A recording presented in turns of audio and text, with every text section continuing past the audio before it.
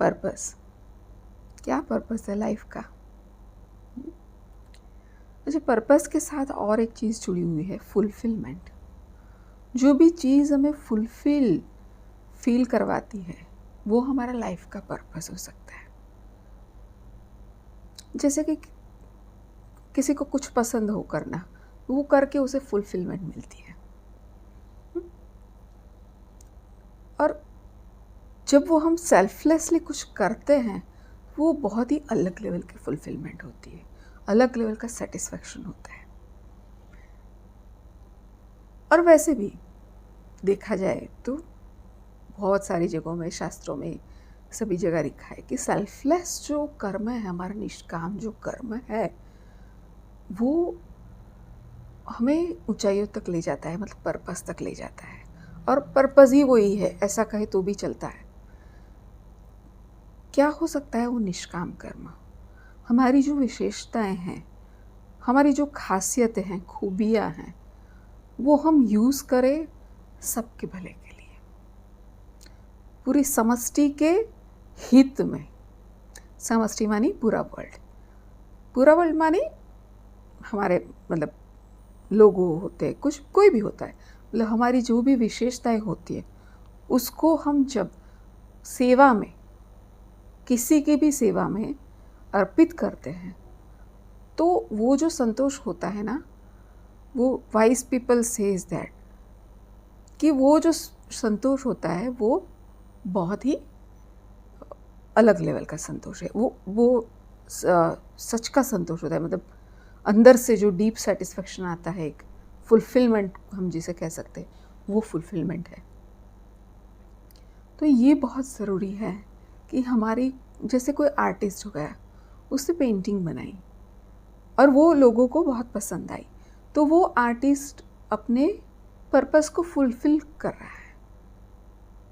उसका नेचर है कि पेंटिंग बनाना, और वो अपने नेचर का यूज़ कर रहा है, चाहे वो सेल कर रहा हो, चाहे वो किसी, अच्छा वो ऑक्शन करके वो पैसे किसी जगह पे डोनेट कर रहा हो, वो चीज़ में उसे बहुत खुशी मिलेगी। तो हाँ, बिल्कुल, उससे सेल करना भी ज़रूरी है और डोनेट करना, दोनों भी ज़िंदगी में ज़रूरी है।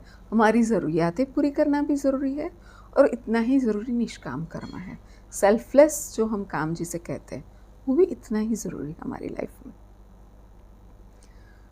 तो जब कोई भी इंसान अपनी विशेषता को सबकी सेवा के लिए, अपनी ज़रूरियात तो हो गई, एक बार मिट हो गई ज़रूरियात, पर उसके बाद का जो है, या उसके साथ साथ जब लोगों का यूज़ के लिए, उनकी भलाई के लिए,